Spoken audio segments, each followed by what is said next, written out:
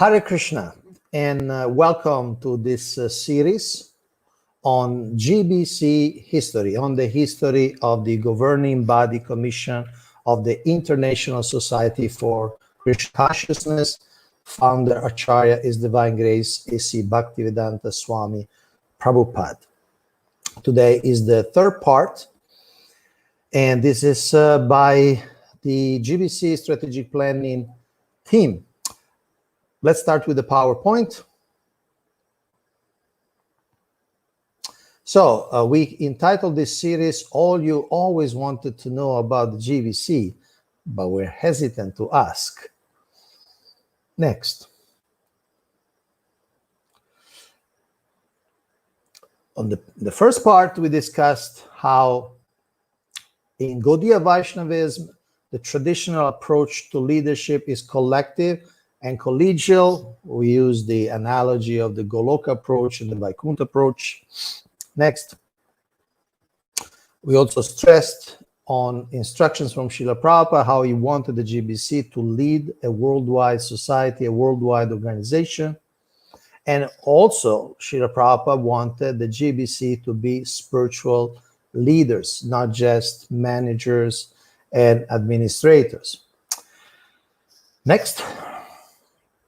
In part two, we gave a quick overview of Srila Prabhupada's physical presence and the GBC from 1970 1977. Those 7 years in which, after Srila Prabhupada established the GBC and he was guiding the GBC till his departure. Next. We touched on the direction of management, the document that established the GBC, and the changes Srila Prabhupada himself made, changing some of the directives, the guidelines that were in the document. Also, we touched on how ISKCON and the world was very different than today. Next. So today we have part 3. Did the Zonal Acaryas eclipse the GBC? Okay, so we can go off the PowerPoint to introduce our super special guest, very extraordinary guest, His Holiness Hridayananda Das Goswami Maharaj. Thank you so much, Maharaj, for accepting our invitation. Maharaj is a disciple of Srila Prabhupada, joined ISKCON in 1969. Srila Prabhupada made him a GBC in 1974 with the responsibility of the whole Latin America. There he opened dozens of centers, organized massive production and distribution of Srila Prabhupada books in Spanish, in Portuguese, and he was one of the initial 11 initiating spiritual masters of ISKCON after Srila Prabhupada's disappearance. So therefore, he is one of the direct protagonists of the history we are studying. So he is not only an historical personality, he is also an historian, and therefore is outstandingly qualified to talk about that period. Now, I could go on for the whole event introducing him, but you're not here for this. There will be more information, of course, in the event. We put some more biographical items, and he has retired from the GBC a couple of years ago. I believe in Vedic literature, retiring from GBC is listed as the 6th form of liberation, or mukti, or something like that. And of course, it's very famous in India, not in India, in ISKCON, because he completed Srila Prabhupada's Srimad Bhagavatam project along with his team. Srila Prabhupada translated about 2/3 of the Srimad Bhagavatam, and Maharaj the remaining 1/3. He has a Ph.D. in Sanskrit and Indian studies, has written several books, papers, articles. He speaks Portuguese, Spanish, French, Italian, and German. He's an eclectic and volcanic intellectual. And as a bold innovator, he has his share of critics, some of whom I suspect are here with us today. Haribol critics. So, thank you so much, Maharaj, for joining us. And let's go back to the PowerPoint. Please allow me a few minutes to introduce the topic, frame the discussion, and then we'll hear from you.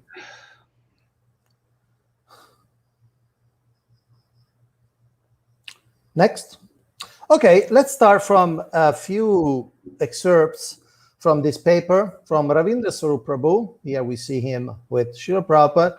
The paper is entitled Cleaning House and Cleaning Hearts, Reform and Renewal in ISKCON, a paper from 1994. I'm not saying that this is the official position of ISKCON on this topic, but certainly is widely accepted as a narrative of the period. Next. So, Ravindra Swarup Prabhu writes, in July 1977, Srila Prabhupada selected 11 members of the GBC, then 20 in number, to begin acting at once as officiating gurus, meaning they were giving initiation on behalf of Srila Prabhupada. Next. Thus, the GBC understood Srila Prabhupada to have chosen the first initiating gurus to succeed him. Next. After Srila Prabhupada's demise in November 1977, those 11 members quickly became elevated in an extraordinary way above all other devotees in the movement, even their colleagues on the GBC. Next. Here we have a picture from 1978, and we see the first 11 initiating spiritual masters in ISKCON. From left to right, we'll use the name at that time: Harikesh Maharaj, Jayatirtha Prabhu, Hamsaduta Maharaj, Hridayananda Maharaj, Rameshwar Maharaj, Bhagavan Maharaj, Kirtananda Maharaj, Tamal Krishna Maharaj, Satsarup Maharaj, Bhavananda Maharaj, and Jayapataka Maharaj. Next. Ravindra Swarup Prabhu continues, within the GBC, the gurus formed a special subcommittee which had jurisdiction on all matters concerning gurus and initiation, including the exclusive power to appoint any new gurus and to deal with any problems concerning gurus. Next. The Zonal Acarya position had asserted it was intrinsic to the position of guru to be absolute, and it professed that the gurus would voluntarily sacrifice that position for the sake of the movement. This implied that by working with the GBC, the gurus were doing something unnatural or artificial. This ends the excerpt from the paper, and now we go next to GBC resolutions from that year, 1978, from the first year in which the GBC met without Srila Prabhupada. Next. 19 March 1978, resolution number 16. The GBC will consider each year at Gaur Purnima, this is the original spelling, the appointment of new spiritual masters to be approved by a 3/4 vote, 75% of the vote. However, For 1978, no new spiritual masters shall be appointed, other than the 11 selected by Srila Prabhupada. Then what happened? Apparently, there was a delegation of the GBC who went to the river to meet a very senior God brothers of Srila Prabhupada, Srila Bhakti Rakshak Sridhar Maharaj, a friendly and very scholarly and benevolent spiritual leader. And the GBC asked a number of questions on guru succession, on how good brothers of the guru should deal, how disciples of the good brothers should deal, and so on and so forth. Now, after a couple of days, there's another GBC resolution which amends the one we have on the screen. Next. 21st March 1978, a GBC committee will be formed consisting of GBC members who are initiating gurus. They will choose new gurus once per year in Mayapur. This is an amendment to resolution number 16 of March 19. This committee was referred to as the Acharya board. And alongside these resolutions, there was also a paper produced by the GBC explaining the approach. Next, and last slide before we ask Maharaj to enlighten us, from a paper by the GBC, March 1978. How will more gurus be added? Those who are already empowered to initiate will extend the number by their consideration. In this way, it will have spiritual characteristics. The 11 picked by His Divine Grace will extend themselves. The area of initiating gurus should spread from this point, bigger, bigger, bigger. So, it seems that connecting to the title of today's episode, it's a question. Did the gurus, did the acharyas, did the zonal acharyas eclipsed, covered the power of the GBC by arrogating the role of choosing the next gurus by their consideration? That's the question on the table. Of course, let me just point out the expression zonal acharya, I don't believe was ever officially adopted, but has become a colloquial term to define that particular period in history and those particular devotees who were serving as simultaneously as gurus, as GBC, and they were initiating in a particular area of the world. Maharaj. Yes, maybe we can remove that little PowerPoint. Yes, yes. So please tell us what was going on. Thank you very much for inviting me, and it's a great opportunity to clarify real ISKCON history as opposed to mythological history. And I would like to begin by saying that my dear godbrother Rabindra Sarup made a lot of mistakes in his analysis, which I will demonstrate now. As far as the resolutions, they were, of course, as shown. I'm not disputing the documents. Those are real documents that are as shown.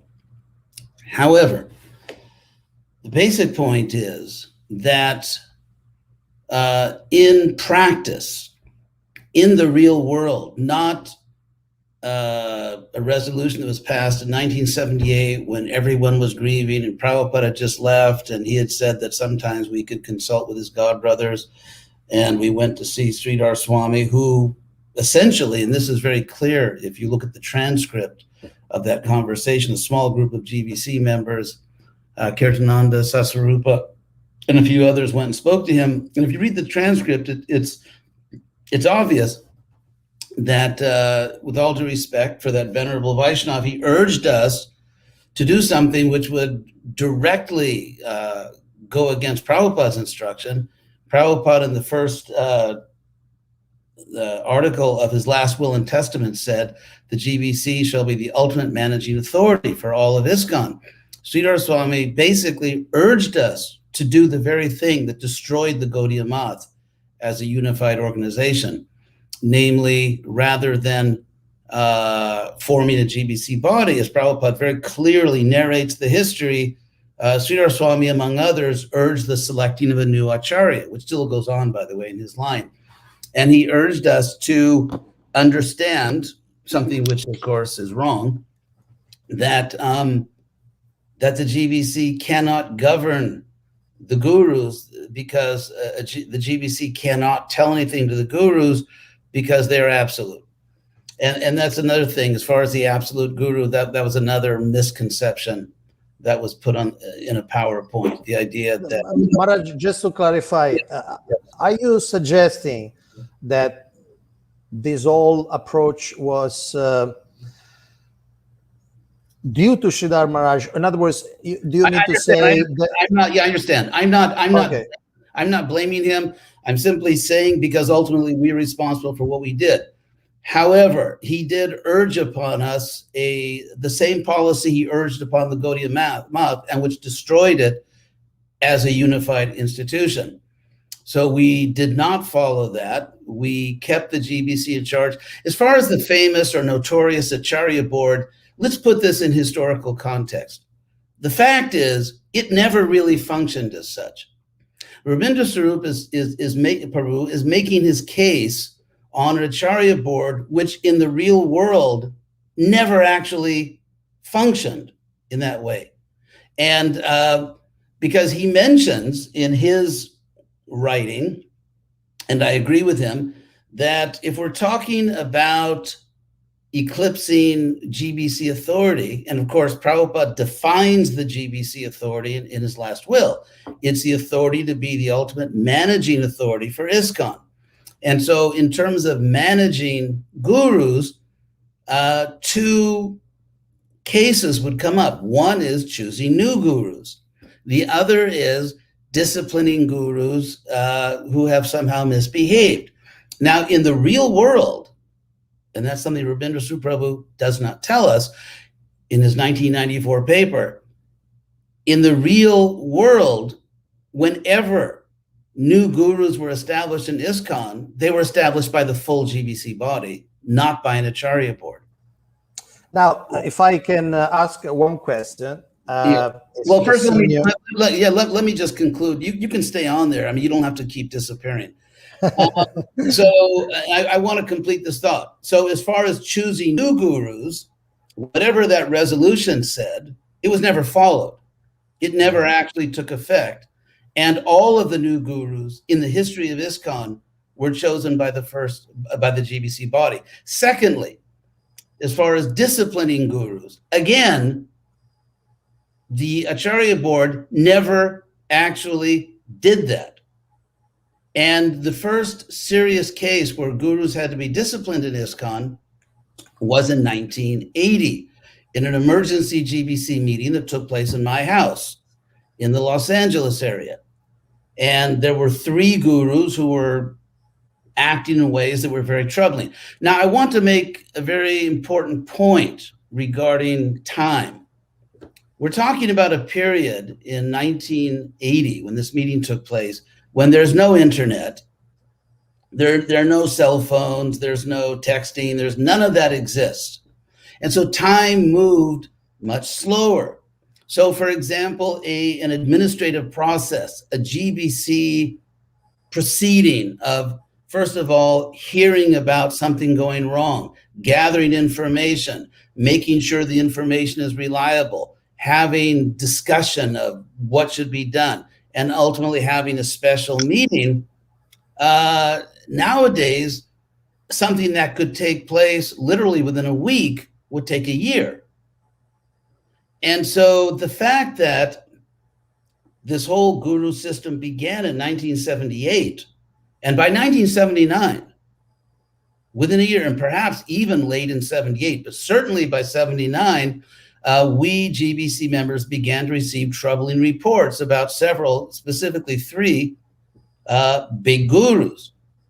And so the fact that a special meeting took place just to deal with this in 1980, if you take that and put it in today's time with the internet, what that means is that this meeting took place very, very soon after the system began. And the crucial point here is that no one, at least, no one that I can remember, ever suggested that, wait a second, we have 3 big gurus here that that have to be dealt with. It's the Acharya board. It's the special guru committee that's deal with it. No one said that, and no one thought that.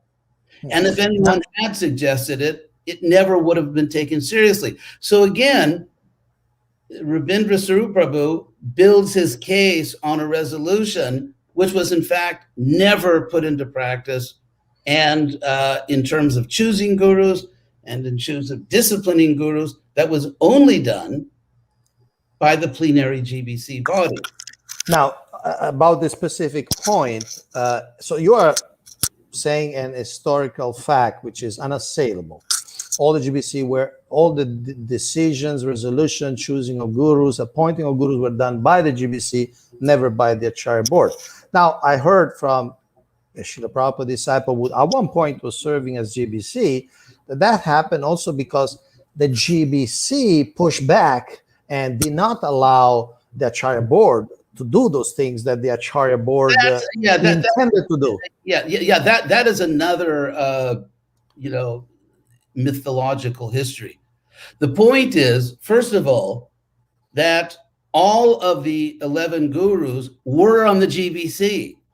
And since, as you said, there were 20 GBC members at the time, that means most of the GBC were gurus.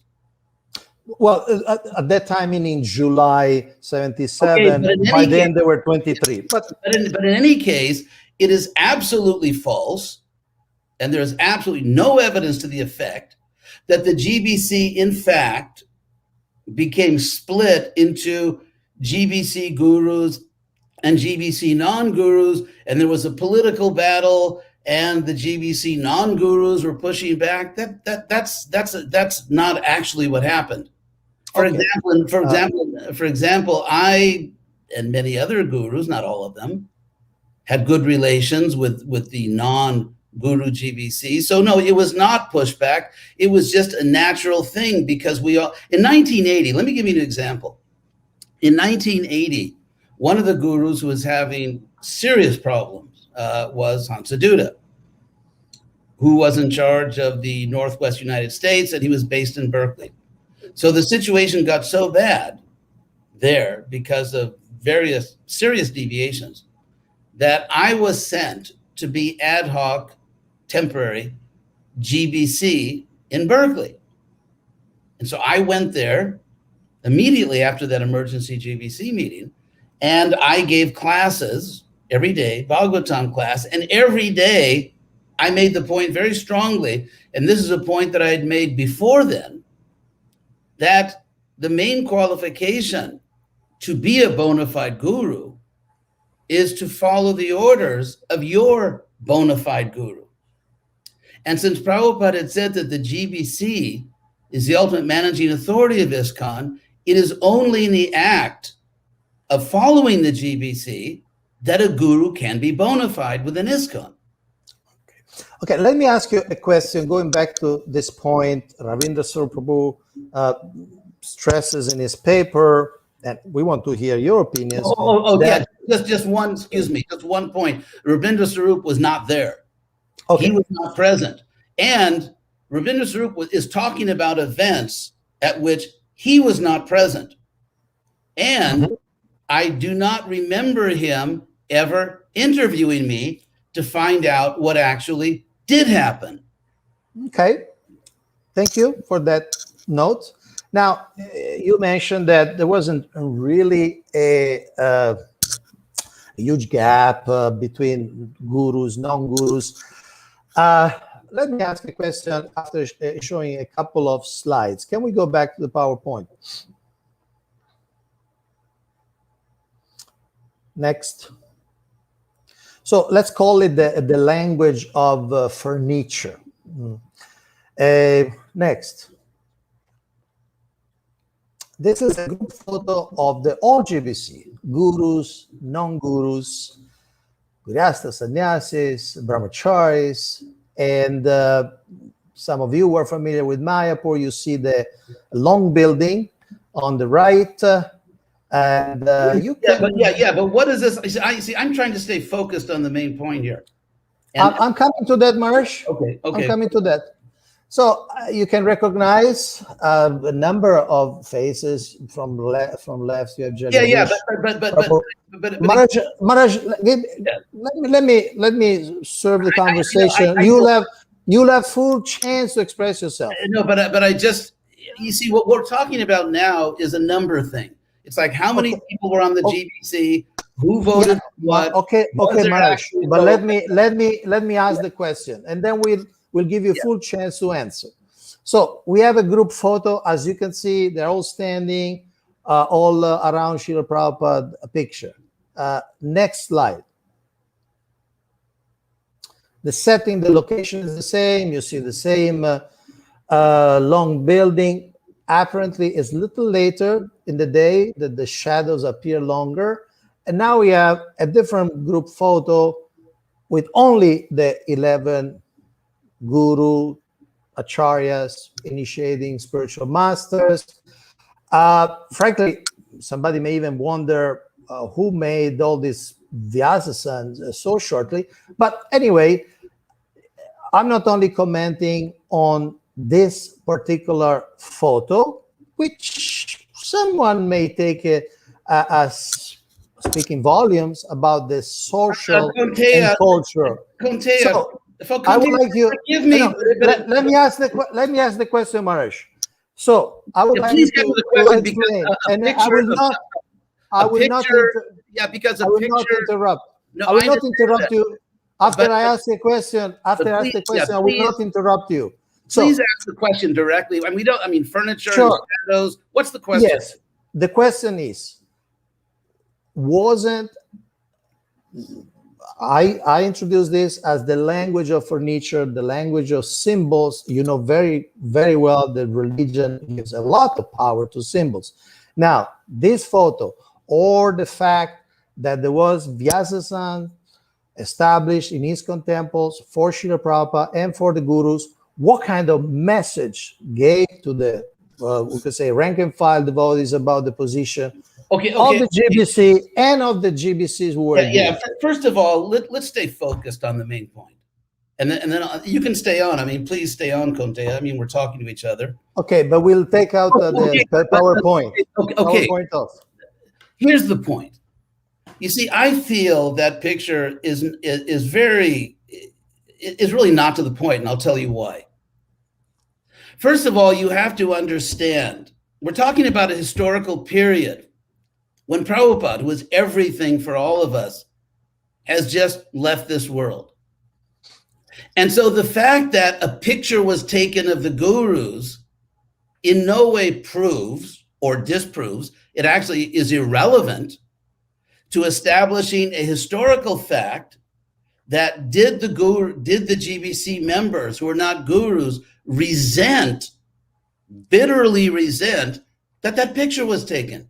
Now, in my particular case, I worked with several other GBCs, such as Jagajivan, such as Panchadavida, such as Balavanta in the Southeast United States. And they were actually very enthusiastic and very supportive of what I was doing. So you can't show pictures of furniture and say, therefore, I'm asking, I show the picture and I'm asking you to explain. Okay. I don't come to any conclusion. But I want to hear from you. The point, if you look at ISKCON, before certain gurus started seriously misbehaving and bullying and abusing God brothers and God sisters, not everyone, but some of them. When that happened, you started to get resentment. But before that happened, obviously, it's not that 100% of a large society, everyone agrees on everything. But in general, we were all working together. To give an example, because I think what you're kind of implying, or maybe was this the case, is extremely anachronistic. And I'll explain what I mean. When I came back from Mayapur in 1978, right after the meeting, and I'm now, officially, I didn't declare myself to be a guru. The GBC, using their ultimate managing authority, authorized me to do that. And a god brother of mine, I won't mention his name, but it's someone who has not at all been favorable to the gurus, but still, he's a well-known god brother. And he told me this story several years ago that I'd forgotten. When I came back from Mayapur, we flew back to New York. I was staying in the ISKCON temple in Brooklyn. In the evening, I walked over to his room just to reveal my mind. And I told him I did not want to become a big guru. That in fact, at that point in my life, I was kind of burned out from management and having to do all these things. What I really wanted to do is become a scholar. I also told him that I didn't feel qualified to do it, to become a big guru. Because as I will show, as I will prove, the ISKCON guru system, the way it evolved, was not something that 11 people imposed upon ISKCON. It was imposed upon me, and I'll give the details. He preached to me, you have to do it, because everyone knew, first of all, ISKCON was under attack. The Gaudiya Math very quickly took advantage of Prabhupada's passing, some of the Gaudiya Math leaders, to try to take over ISKCON. And in fact, that happened in my zone in Latin America. It was happening in various places. And so the message I was getting from my god brothers when I didn't want to become a big guru is that if you don't do this, we're lost. Because the main argument of the Gaudiya Math in trying to destroy ISKCON or steal ISKCON was that we have these senior people who have Indian bodies and have been in the movement so much longer. You've got a bunch of neophyte gurus. So they said, if you don't take this position, we're going to lose everyone. Now, I began my service as a guru in Balavanta zone. Balavanta, who's still a very good friend of mine, and in the southeast United States. I first went to Houston. The temple president in Houston was named Lakshmi Narayan. He was literally about twice as big as me. He was like this really tall guy, and that's relevant to the story. He was literally twice as big as me. And so I walked into the Houston temple room. I was like, a guru debutante. And I walked into the temple room and saw this big seat. Did I ask them to build it? No. Did I even know they were building it? No. And I looked at that, and my first reaction was, I'm not going to sit on that. Because I'd spent my whole life as a servant of Prabhupada, sitting on little seats. Lakshmi Narayan Das came and physically took me. I mean, he was a nice guy, but he almost like physically put me on the seat. Now, after that, I went to New Orleans. And New Orleans also, it's just the way it was. There was another very big temple president. It was Brikodara. And same thing, big seat. He came over and put me on the seat. And that happened everywhere I went. I called up, actually, before I even went to Houston, I called up the leaders in Latin America one by one, and I told them, I don't think I'm ready for this. I don't think I'm ready to be a big guru. And I actually told them, I would like to take a year off at least. Maybe I can chant 700 rounds a day or something, just desperately try to make some spiritual advancement. And they all told me the same thing. Every god brother leader in Latin America told me the same thing. You cannot do that. You must come down. You must take the position of a so-called big guru, because if you don't, our movement's going to be destroyed in Latin America because of what the Gaudiya Math is doing. Okay, thank you. Maharaj, just to clarify, I'm not implying that you or anybody else for the matter becoming guru, it was something wrong about that. I just see that the focus is the relation between gurus and non-gurus on the But you see, GBC. but the point I'm making. No, just another question. Another question. Another question. I have to. I have another question, Maharaj. Let me. No, I have to finish the point about that. I have to finish. Okay, and then I'll ask another then you question. Can ask whatever you like, and that is the whole point I was making. My conclusion, the reason I was talking about how I became a guru and what my godbrothers said is because the way the guru, at least in my area, in the Southeast United States and Latin America, there were others of the 11 who were very ambitious. Mm-hmm. I know that. And there were others of the other who were very ambitious, who imposed themselves, who even when their godbrothers and godsisters weren't comfortable, forced it on them. And I know all about that. I mean, I could talk all day about this abuse that took place. So I'm not saying it was good everywhere. I'm just saying in my life, the guru system that evolved was given to me by my godbrothers, including GBCs. So you talk about, 11 guru GBCs, 10 non-guru GBCs, but you have to add 3 who worked with me, so that's 14. So what I'm doing is I'm problematizing, I am seriously questioning what I consider to be a false narrative, that at least in the beginning, like right off the bat, when that picture was taken of the 11 gurus, that it was kind of like the GBC, the battle lines were drawn. In fact, and there's another point I just have to make, because unless you understand these things, there's no way in the world people can understand what really happened. And that's why we have here interviewing you, Marsh. No, I appreciate it. And I don't mean to, not let you speak and cut you off, but it's just, there are things that unless you know these things, you can't understand what happened back then.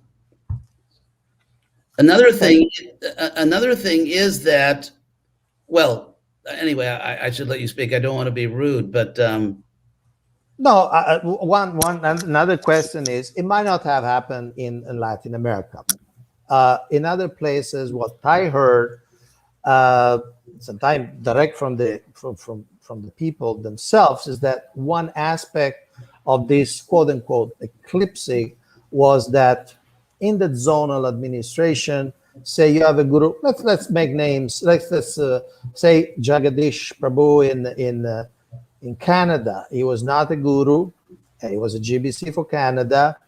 And then Kirtananda at the time, Maharaj, would initiate people in Canada. They would become. Yeah, I understand. I know the whole story. Yes. So then of course they would start collecting in Canada, not for Canada, but then for New Vrindavan. So in other words, I understand. It was actually the GBC was not guru. In some case, were kind of, as you say politically, like a lame duck. It was they had the position and they didn't have the power.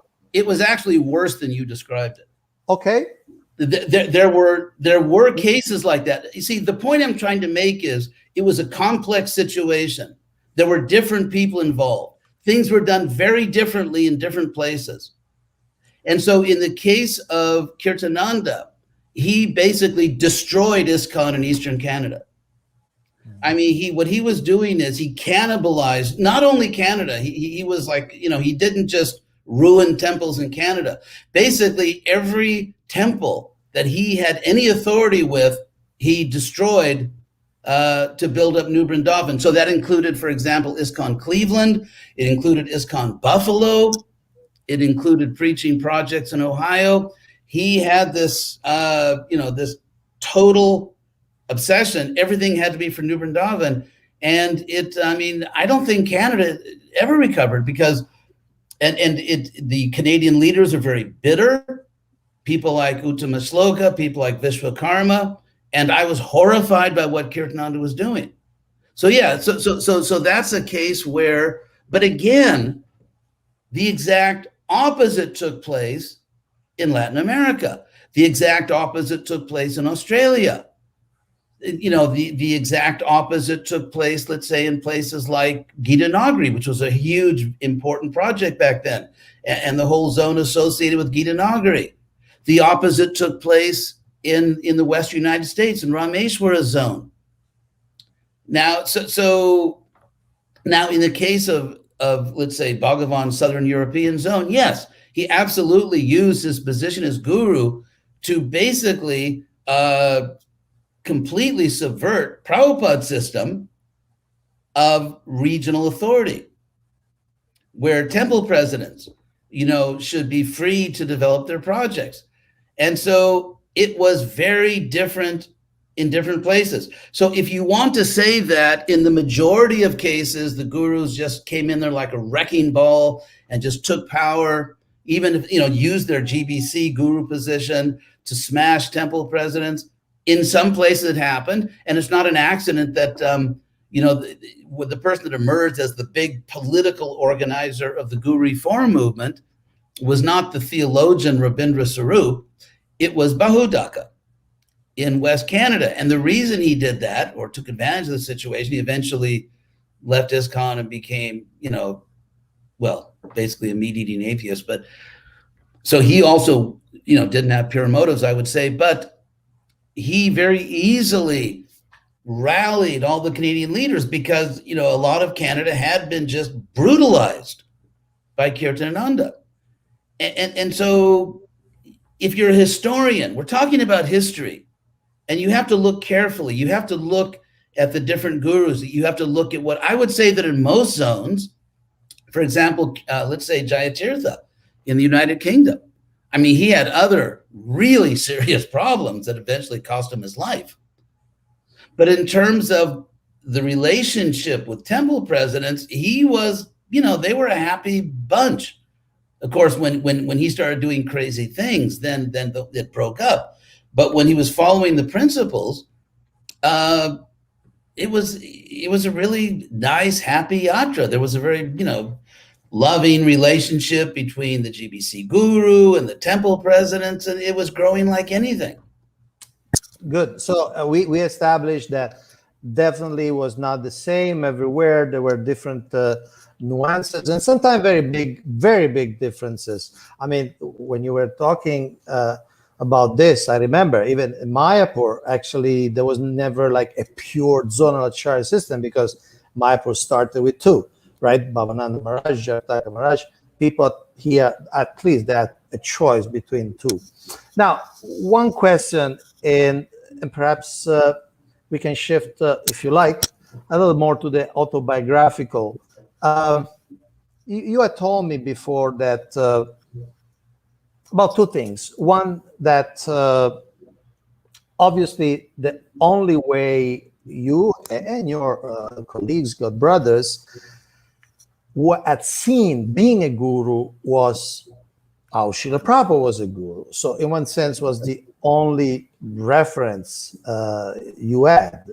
And so maybe you could elaborate on that. Also, I would like you to elaborate on the fact that Srila Prabhupada, in selecting the 11 in July, who later became the first 11 initiating spiritual master, chose a particular profile of devotees. Yes. Yeah, thank you. You like to elaborate on that? Yes, please. Thank you. Also, I want to apologize for interrupting you in the past. I guess what is coming out is that I've spent most of my adult life being, in my view, demonized by a big section of ISKCON, including some GBC people. And I have to admit that, Krishna says, even if you're a, serious devotee, can't eat too much or too little. And so we have our human part. He said, Prabhupada always said, don't try to imitate Raghunath or Prahlad Maharaj, you'll fall down. And so to the extent that I have my human nature, I've spent most of my adult life being demonized and vilified within the movement I gave my life to for reasons that I think are inaccurate. And so I do have some emotions associated with it. But as far as, I'm sorry, could you please repeat the first question? The second one is the profile who Prabhupada chose, and the first one was? The first one is that the only example you add, the only reference was the way Srila Prabhupada was a guru. Yeah, thank you. Thank you very much. And I do appreciate your giving me this forum. And I really, I mean, I'll buy you a lunch to make And by the way, Maharaj, you understand I'm not an enemy here, and you also know perfectly well that an interview should have some juice. Of course. Okay, here I am. It's 1978. I am 29 years old. You probably think I haven't aged much. Joke. Anyway, I was 29 years old. I'd been in the Hare Krishna movement 8 years. And Prabhupada trained us very strongly. Don't trust anyone but me for spiritual matters. Prabhupada, as far as the Gaudiya Math, we consulted with Sridhar Swami in 1978, disaster. And then later, devotees consulted with Narayan Maharaj, another disaster. Prabhupada personally told me not to visit the ashrams of his godbrothers. He personally told me that. Don't criticize them, don't associate with them. So for me, the authority was Prabhupada.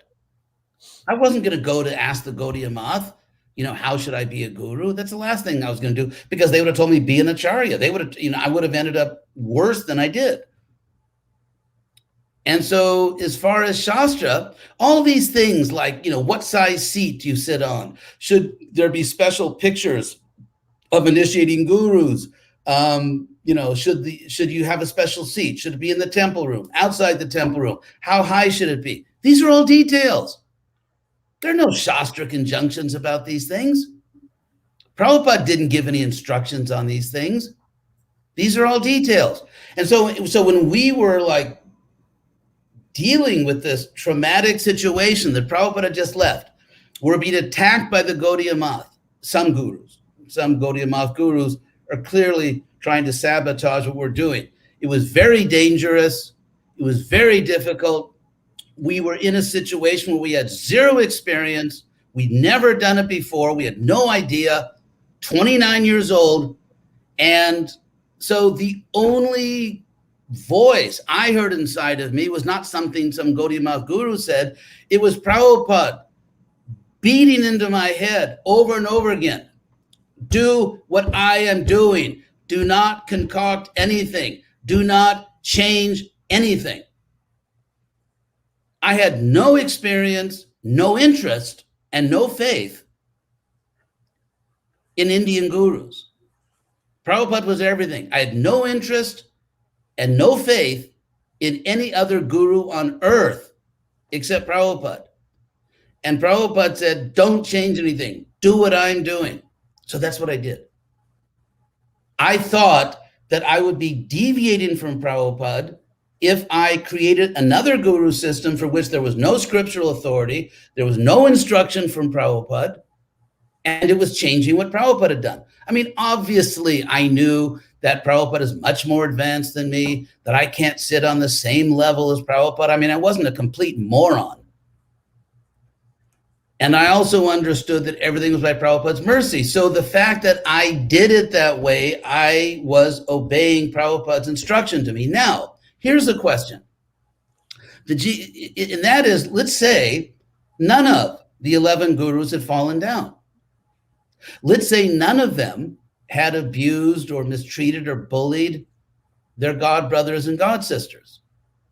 Would it have been obvious to everyone that the system as we set it up was wrong? Considering that it's a detail. How can a detail be wrong? A detail, by definition in devotional service, is right or wrong depending on its effects. If you do things, if you apply a certain detail, not general principle, if you apply a certain detail and it has a bad effect, then it's not a good detail. If you apply the detail and it has a good effect, it is a good detail. So in my zone, in my world, the effects were incredibly positive. The movement was growing like anything, despite my imperfections, which I was keenly aware of. I was hanging in there. I mean, you know, I wasn't falling down. The movement was exploding. It was growing like anything. Souls were being saved. Prabhupada's books were being distributed in unprecedented numbers. So all the indicators I had were that this is working. It's great for Prabhupada. It's a detail. It's not a general principle. And therefore, just keep going. So that was my experience personally. And as I saw my guru godbrothers start to fall down one by one, I gradually came to the conclusion that this detail is just impossible. And therefore, I changed my zone. I removed all the big seats, changed everything before it was mandated by the GBC, because I understood that this detail is becoming a disaster in ISKCON. And so the personal experience I had was that when the guru system was going on, I was the main person. Krishna knows this is true. And to be honest, I don't give a damn if anyone believes me, because I know it's true and Krishna knows it's true.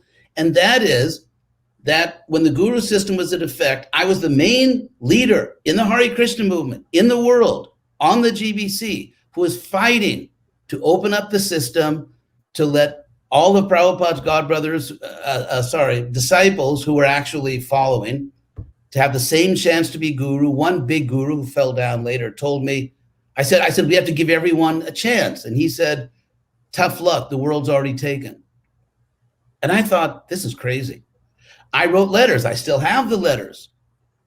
Before all these changes were made, before the guru reform, I wrote letters to the GBC saying that all the Prabhupada disciples should have the same right to be gurus if they're spiritually fit. It cannot.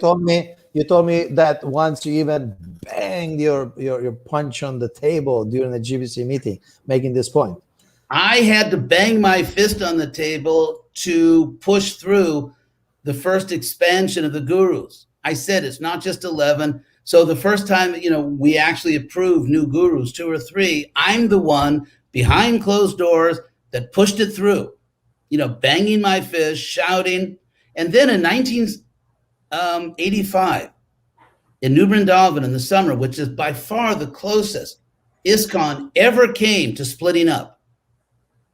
It was this close to ISKCON, to breaking up.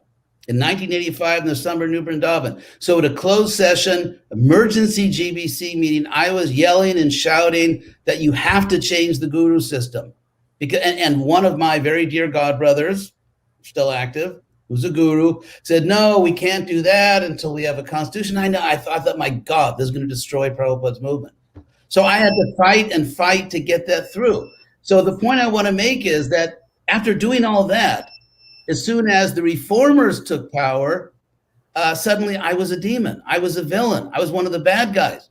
So I went from being looked upon as a troublemaker by the big gurus, and then as soon as reformers come in, and by the way, their telling of history is extremely flattering to themselves, gives no credit to those of us who were acaryas or gurus, whatever, and actually fought for the right thing. Zero credit, all credit to themselves, very flattering to themselves. And so I've had to live with this, for most of my life, most of my adult life, lived with this. And so therefore, I'm very grateful to you. Apologize again for interrupting you. Because of what I've been through, I don't think I'll ever fully recover from it. And maybe that explains some of my behavior in regard to GBC and everything. But I think it's extremely important to ISKCON to know what actually happened. What should we learn for the future of ISKCON, say for the quote-unquote 10,000 years? What should we learn? What should we learn? What should be the message of this period? What should be the lesson? Very good question. Very, very good. That's a profound question. I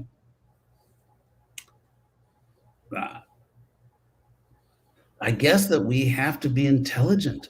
Prabhupada says philosophy and religion, and ISKCON has constructed this mythological history, which, some points are true, but a lot of points aren't true. And then decisions are made. GBC resolutions are passed. All kinds of things happen based on an illusory understanding of certain things. And I want to say just one last point. Another context, which I think explains why the guru system came out the way it is in the places where it was actually abusive, and it was abusive in some places, is because ISKCON at that time was pervaded by an authoritarian leadership culture. And the word authoritarian means, enforcing strict obedience to authority, and showing a lack of concern for the wishes or opinions of others. ISKCON had this domineering, authoritarian, which still exists in some places. It still exists in some places. So the fact that certain gurus were like that, whether you're talking temple presidents, temple commanders, regional secretaries, GBCs, to this day in ISKCON, I think most ISKCON leaders today are actually just sincerely trying to do their best, whatever ability they have. But there are still temple presidents in America, in Europe, in South America. There are GBCs in all these continents. Not most of them. I think most of them are just trying to do the best they can. But there are absolutely GBCs, temple presidents, all over ISKCON who are bullies, who are exploiting the Hare Krishna movement to be little dictators, and they push people around, and they totally ignore Prabhupada's instructions that ISKCON is meant to make everyone independently thoughtful. One person shouldn't dictate to everyone else. And so they think if you have all the external symbols of a devotee, you can ignore the really important instructions, like how to treat other people. And so the fact that certain gurus, were abusive or even cruel, mistreated other people, that still goes on. Obviously, back then, if you were a guru, you could do a lot more damage. But that tendency to be corrupted by power, to bully, to dictate, and not to give the proper respect to the people you work with, frankly, I wouldn't say in most places, but in some places in ISKCON, it's still a problem. And so it would be a big mistake to think, we let people sit on these seats and so now we took the seats away, so everything's okay. No. This tendency to be a petty dictator in ISKCON, authority, very well what I'm talking about. And not because you did it, because you've experienced it. And so I think that's the lesson to learn, is that one thing is if we're talking about history, you can't do, with all due respect, what some of my godbrothers did, just declare that this was history. There's no analysis. You didn't go, the person who wrote those things you quoted did not go zone by zone, didn't have the slightest idea what happened in my zone, wasn't even there, wasn't on the GBC, doesn't really know what the attitudes were. There were lots of GBCs who worked with non-guru GBC godbrothers, and they had a great relationship. So maybe in the next episode should be, did the guru reform movement eclipse the GBC or eclipse history? Should we have an episode like that? I think so. My view of it in retrospect is that there was a real problem in ISKCON with the guru system because of certain people who were misusing it. It was a real problem. It was an existential threat to ISKCON. It was that serious a problem. And however, the people that led the reform movement were also not so advanced. Some of them were equally ambitious and proud. And so basically you had these two opposing forces, neither of which really knew what they were doing. And I feel like I was sort of trapped in the middle. If you look at the reformers, I'm not aware of any of the leading reformers that went on to have, illustrious preaching careers in ISKCON. Many of them fell down. Some of them are still faithful, respectable Vaishnavas, but it's not that they had great preaching careers. And so you had these abusive gurus, and then you had reformers, and I think on both sides, there were problems. Maharaj, we are almost at the 1 hour mark. Yes. And I will be willing to continue. I don't know what's your availability. Yeah, I'm we can go on.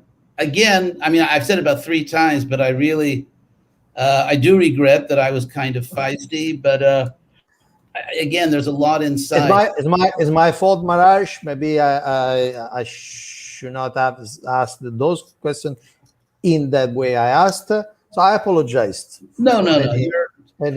But I am grateful to have this opportunity. And I take here, one thing is, you're talking about ISKCON history. Just like if you're a dentist or if you're an engineer designing a bridge, you have to know what you're doing. History is a serious scholarly area, and there's a way to do history properly. So, and a lot of ISKCON attitudes are not based on history, or partially. Obviously, it's not that none of it's true. And frankly, this is, Dr. Thomas Hopkins, who was one of the best friends of ISKCON in the academic community, passed away. He wrote an article about this, that the ISKCON's dangerous uninterest in its own history. For example, in this world, let's say you go into a respectable law school. You're going to see these beautiful pictures on the wall of the deans of the law school or prominent professors. If you're, let's say, elected to parliament or to the US Congress, you have this very strong sense that you are stepping on to the stage of history, that you're going to be remembered. And this is not just, it's not only false ego, it is for some people, but it makes you very serious about what you're doing. I think one of the reasons ISKCON has a real problem of finding qualified leaders is because there's so little dignity involved. If you become a leader in ISKCON, you have to make sacrifices. You have to make sacrifices to be a leader of your personal life, your family life, and so on. And yet, you're not going to be remembered. There's no, there's very little honor in it. There are no external ways that we actually honor ISKCON leaders, to encourage people to enter into history by taking responsibility. And the same casual, sloppy approach to history is seen by people writing papers and saying this happened and that happened when they weren't present and don't know what they're talking about. And sure, by the time you had a lot of gurus who were just causing devastation in certain zones, and they weren't the majority, by the way. This wasn't the majority of gurus, but there were people, sure. There were all kinds of people. There were temple presidents who were that's why the whole guru reform was a temple president's movement. It's just like the French Revolution was a shopkeeper's revolution, because they were the ones who were directly getting the most abuse from the government. So the temple presidents led this revolution, this guru reform, because they were getting abused so much. But it wasn't, but where are the statistics? Like, how many temples were in ISKCON? And how many had this kind of problem? How many were going well? How many temple presidents were happy? For example, to give one simple example from ISKCON's political history, as the reform thing, which is really, it was a temple president's movement based in Canada and North America. And so they came to Mayapur. They thought, they're really feeling they were feeling their power. And Babadak, by the way, who was his father was a politician, and he was like a political operative. He was proud of being one. Which probably didn't exactly want ISKCON. But so they gathered as temple presidents, and they came to Mayapur to basically, ironically, sabotage the GBC system by demanding that, that everything be done the way they wanted. I mean, ironically, they were also on the other side sabotaging the GBC system at least as much as these gurus. So what happened is Bhagavan, who at that time had this huge zone, in Europe, he just brought all his temple presidents, dozens and dozens and dozens of temple presidents who who are, of course, completely loyal to him, mostly his disciples, and they completely neutralized politically now. I'm not talking about moral principles. I'm talking about just hard political calculations. Completely neutralized these Canadian, North American presidents who lost the vote, and Baudak soon after left ISKCON. So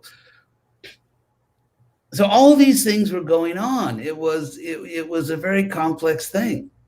And I believe you would like, before we finish, to come to the next question, which I asked, the one about the type of gurus Srila Prabhupada, or at least the type of devotees and leaders Srila Prabhupada selected first to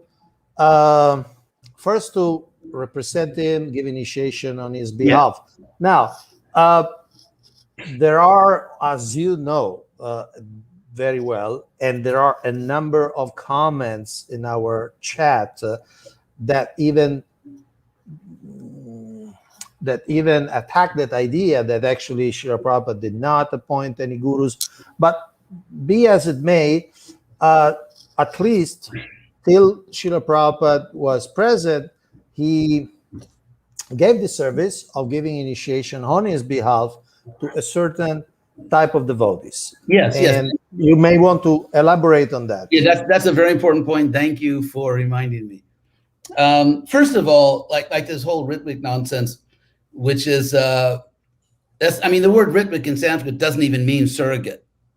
So one of the comical things is using a word which doesn't even mean what they think it means in Sanskrit.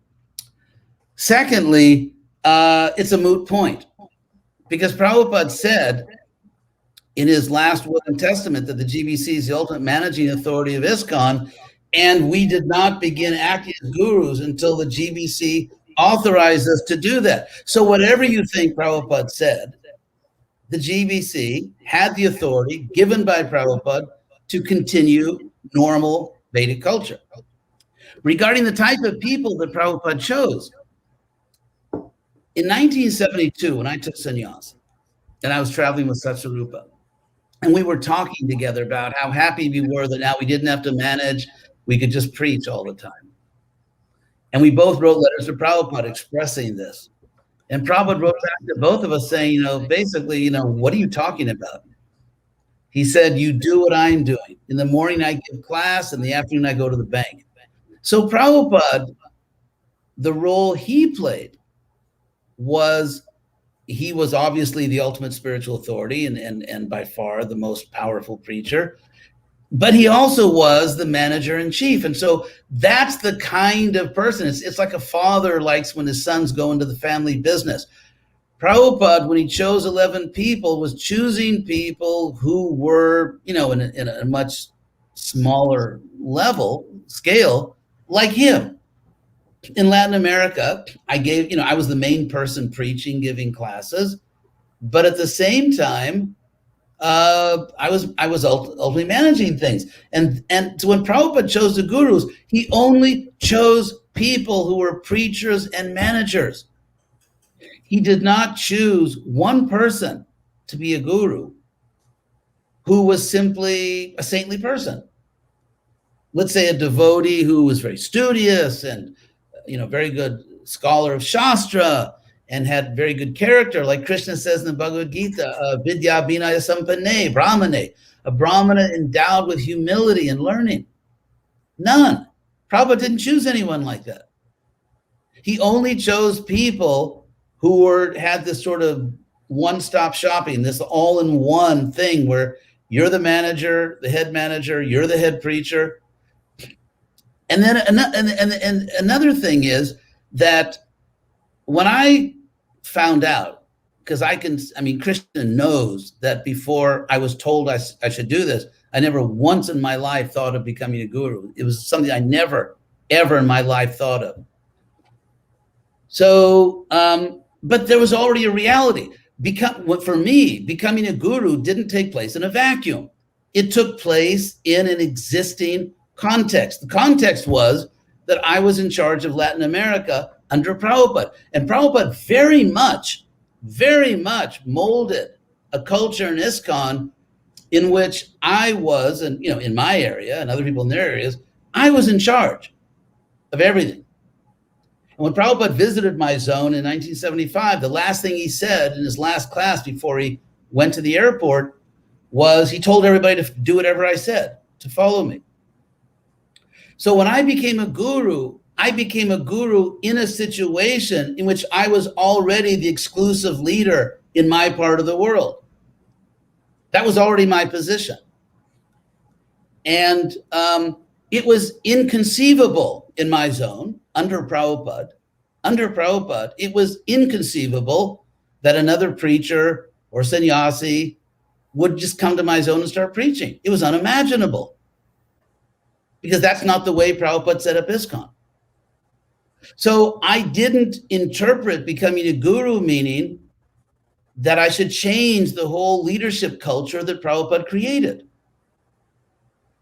And so the idea that, okay, I'm already, by Prabhupada's order, in charge of everything ultimately in this zone, and now I'm a guru, so that was added on to an already existing leadership culture crafted by Prabhupada. And also, we thought, I don't know what, we have to figure out how to do this first. We were being attacked by the Gaudiya Math. And so in retrospect, I mean, the last point I'll make is that it was definitely Appa Dharma. In other words, no one in his right mind would ever have taken a 29-year-old guy like me, 8 years in the movement, and said, okay, you're in charge of all Latin America, or you're the guru for all of Latin America. Obviously, you wouldn't do that. You would want an older, more experienced person. But there's a term in Shastra, which is Appa Dharma. That means emergency Dharma, crisis Dharma. And I just looked it up before we began. It's used in the Bhagavatam in the special form Anapadi, which means when it's not an emergency. And so this term, Anapadi, occurs 8 times in the Bhagavatam, 8 different situations, Anapadi. And every time it means that you cannot do something if it's not an emergency. Meaning, if it is an emergency, then you can do it.